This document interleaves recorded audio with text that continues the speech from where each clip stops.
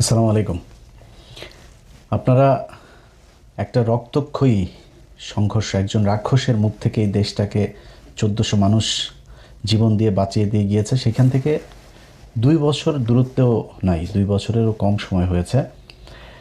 সেখানে দাঁড়িয়ে আপনারা যেটা করছেন, আপনারা এখন গুপ্ত সুপ্ত নিয়ে নিজেদের ভেতরে কামড়াকামড়ি করছেন, লুটপাট, তারপরে নিজেদের ভেতরে মারামারি যা আছে, বিএনপির ভেতরে বিএনপির জামাতের সাথে নানান ধরনের দ্বন্দ্ব এখন চলছে।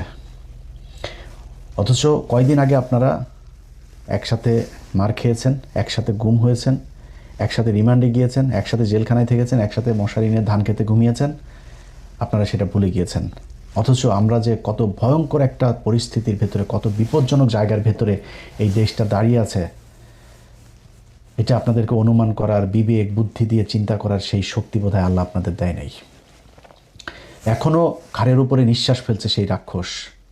2 দিন পরই বলে আসতেছি, খেয়ে ফেলবো, লিস্টিং করছি, কারা কারা করেছে। একজনও বাঁচতে পারবেন। আমি আজকে একজনের বিরুদ্ধে, আপনি আর আমার বিরুদ্ধে যেই কজন আছে, যারা এনসিপি বলেন, জামাত বলেন, বিএনপি বলেন, যারা পুলিশে এখন বিভিন্ন বড় বড় পদে এসে, কেউ কি বেঁচে আসতে পারবে এখান থেকে? যদি আওয়ামী লীগ আবার ইন্ডিয়ার সহায়তা যদি বাংলাদেশে ঢোকে, আপনার মনে হয় একজন বাঁচতে পারবেন? আগে তো নিজের জীবন বাঁচাবেন, এরপরে লুটপাট করেন, গুপ্ত সুপ্ত বালছাল নিয়ে মারামারি করেন, যেটা পরে করেন। আগে দেশের স্বাধীনতাটা, সার্বভৌমত্বটাকে তো আগে মানে ঠিক করে নেবেন, মেরামত করে, যে আমি এখন সিকিউর। এরপরে আপনি কামড়াকামড়ি করেন, খাওয়া দাওয়া করেন।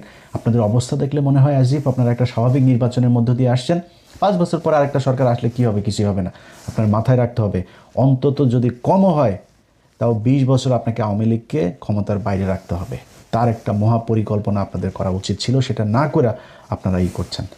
আজকে যে বিষয়টা আপনাদেরকে বলবো, এটা বললে বুঝতে পারবেন যে কত ভয়ঙ্কর জায়গায়, কত বিপজ্জনক জায়গায় তারেক রহমানের জীবন, আপনাদের জীবন, আমাদের জীবন দাঁড়িয়ে আছে। তাহলে বুঝতে পারবেন।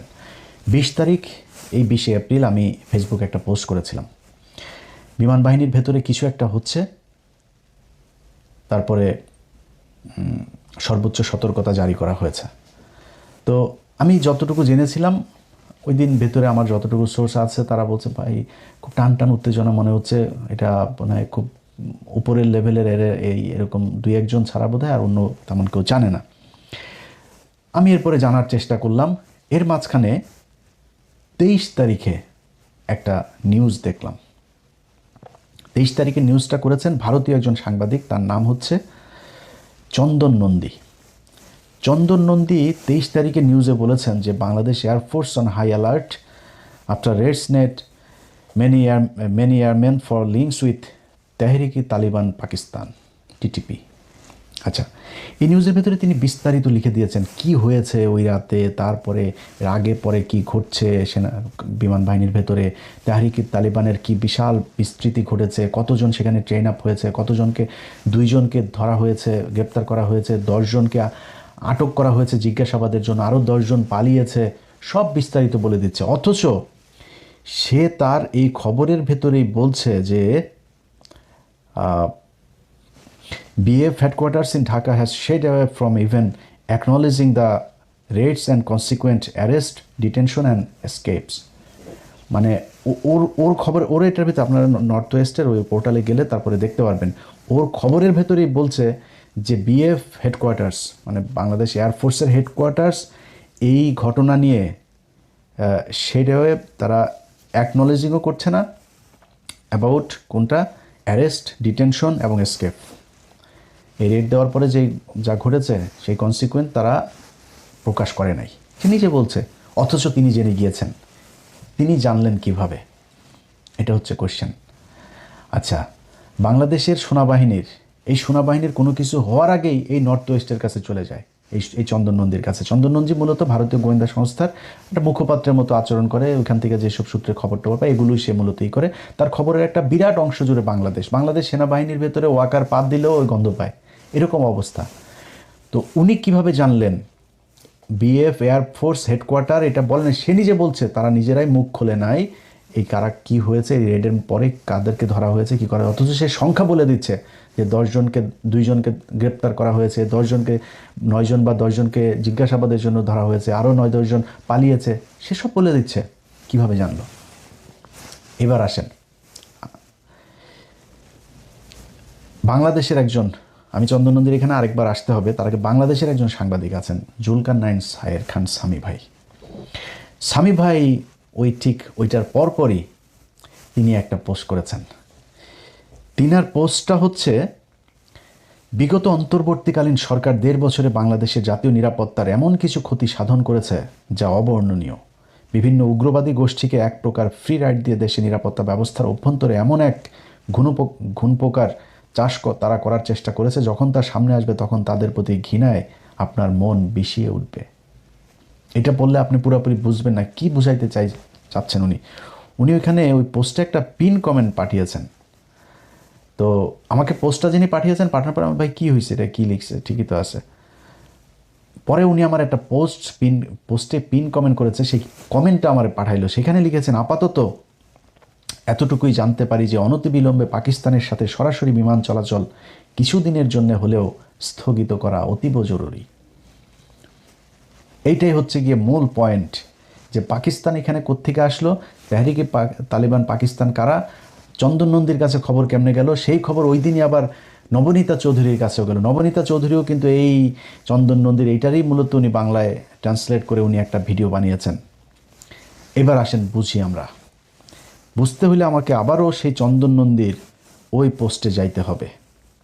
আচ্ছা, চন্দন নন্দী 2টা নিউজ করেছে, একটা 23 তারিখ আর একটা 26 তারিখে, 2 দিন আগে। আচ্ছা, তিনি একটা কথা বলেছেন যে the information related to the TTP, মানে ওই তেহরিক তালিবান পাকিস্তান, যেটা network among BF personal spread after Pakistani authorities informed Bangladeshi officials. Pakistani authorities মানে হয় গোয়েন্দা সংস্থা বা সরকার বা দূতাবাস, কোনো একটা পক্ষ বাংলাদেশ এয়ারফোর্সকে জানিয়েছে, অফিসিয়ালসদেরকে জানিয়েছে, পাকিস্তানের সরকার জানাইলো। বুঝেন, কিন্তু খুব হিসাব করে বুঝেন।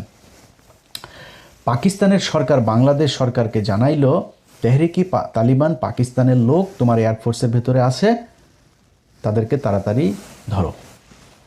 আচ্ছা, জুলকারনাইন সামি বলল যে পাকিস্তানের সাথে প্লেন যোগাযোগ তাড়াতাড়ি বন্ধ করো। আচ্ছা, পাকিস্তান থেকে তাহরিকে তালিবানের পাকিস্তানের তাহলে বাংলাদেশে যে এয়ারপোর্ট, এটা বন্ধ করার মানে কি? মানে হচ্ছে যে বন্ধ করলে এই যে ডিরেক্ট ফ্লাইটে তাড়াতাড়ি সব তাহরিকে তালিবান পাকিস্তানের লোকজন বাংলাদেশে আসতেছে, এই জন্য উনি চান তাড়াতাড়ি পাকিস্তানের সাথে বিমান যোগাযোগ বন্ধ হোক।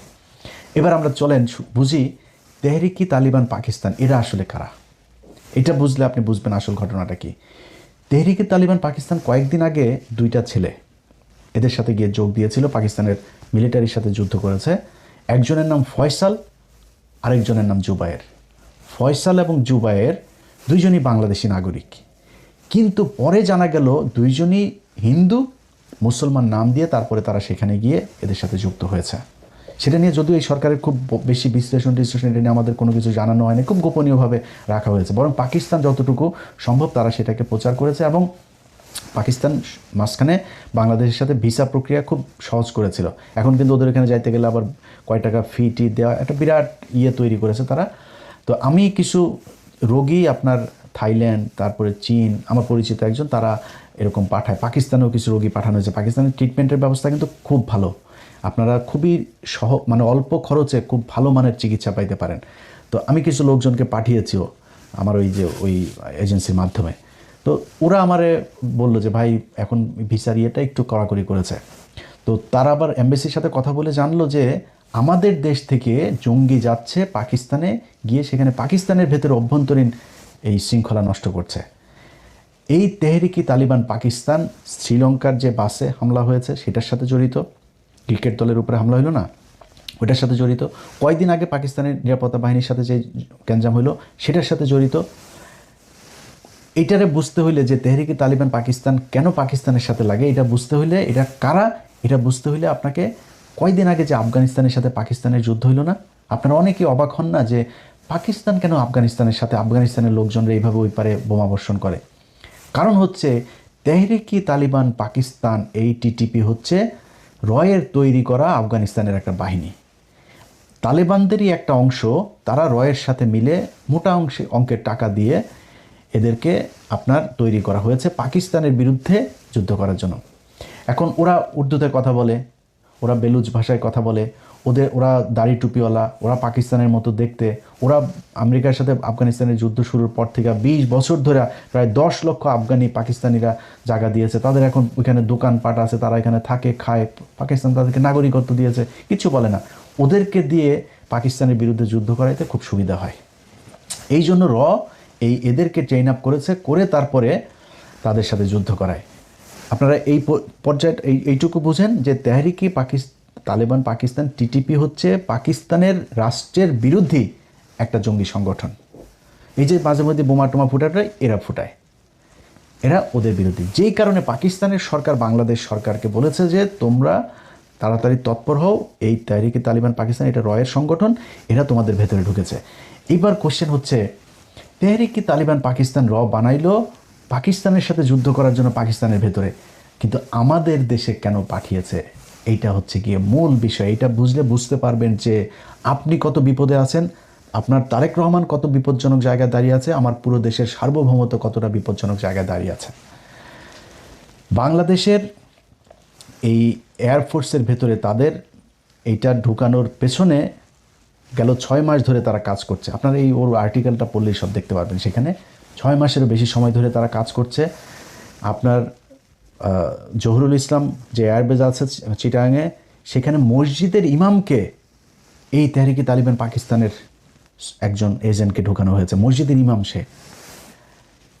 এখন বাংলাদেশকে কেন টার্গেট করা হলো সেটা বুঝতে কয়েকদিন আগে ভারতের আরেকজন সাংবাদিক আর একজন সেনাবাহিনীর কর্মকর্তা, রিটায়ার্ড একজন কর্মকর্তা, দুইজন একটা কথা বলেছিল যে তারেক রহমান ভারতের সাথে যে কথা দিয়ে বাংলাদেশে ঢুকেছিল লন্ডন থেকে, সেই কথা তারেক রহমান শুনছেন না। এটা কিন্তু সত্যি কথা। তারেক রহমান ভারতের সাথে তার একটা মিটিং হয়েছে, একটা না একাধিক মিটিং হয়েছে তার, এবং সেখানে সে এই কথাগুলো বলে এসেছে যে হ্যাঁ আমরা তোমার কথা শুনবো। এখন আপনি বলবেন তারেক রহমান কি তাহলে খারাপ কাজ করেছে, এটা মানবেন না? তারেক রহমান খারাপ কাজ করে নাই। এর কারণ হলো গিয়া, খালেদা জিয়া যখন 111 সরকারের সময় জেলে ছিল, শেখ হাসিনার আগে এই জেনারেল মাসুদ টাসুদেরা আগে গিয়েছিল খালেদা জিয়ার কাছে যে ম্যাডাম আমরা আপনাকে চাই ক্ষমতায় আনতে, আমাদের এই 111 সরকারের এই জিনিসগুলো আপনি ইমডিউনিটি দিবেন এবং আমাদের এই জিনিসগুলো মেনে নেবেন। খালেদা জিয়া তো একরকম মানুষ, যেসব দানাই পানায় বুঝে না। ওর সাথে তোমার কাজ ক্যান্টনমেন্টে, তুমি এখানে রাজনীতি করতে আসছো কেন, এটা তোমার কাজ, যাও বেরো, একদম স্ট্রেট কার্ড বের করে। এগুলো আপনার এই যে প্রণব মুখার্জির বইতেও লেখা আছে। খালেদা জিয়া মানে নেই, না মানাতে কী হয়েছে, 111 পুরো ক্রেডিট উপভোগ করেছে শেখ হাসিনা। সে ক্ষমতায় আসলো, ইন্ডিয়ার কথা শুনলো, শুনে তারপরে খালেদা জিয়া শুনে নাই। খালেদা জিয়া ওই দিন যেটা করতে পারতো, ওদের কথা শুনে ক্ষমতায় এসে তারপরে বিট্রে করতে পারতো। তারেক রহমান ঠিক ওইটাই করেছে আমার বিশ্বাস। তারেক রহমান তাদেরকে বলেছে হ্যাঁ ঠিক আছে আমরা এইভাবে, কী চেয়েছে ভারত চেয়েছে, মানে আমি কেন বলছি যে তারেক রহমান ঠিকটাই করেছে সেটারও প্রমাণ দিচ্ছি আপনারা। ওই সাংবাদিক এবং রিটায়ার্ড অফিসার দুইজনই একটা কথা বলেছিল, তারেক রহমান কয়েকটা জিনিস এই ভারতের কাছে কথা দিয়ে এসেছিল। এক, আওয়ামী লীগকে স্বাভাবিক রাজনীতিতে ফিরতে দিতে হবে, শেখ হাসিনাকে ফিরিয়ে নিতে হবে, তাকে আটক করা যাবে না। তারপরে 7 সিস্টারের যে বিচ্ছিন্নতাবাদীগুলো আছে এগুলো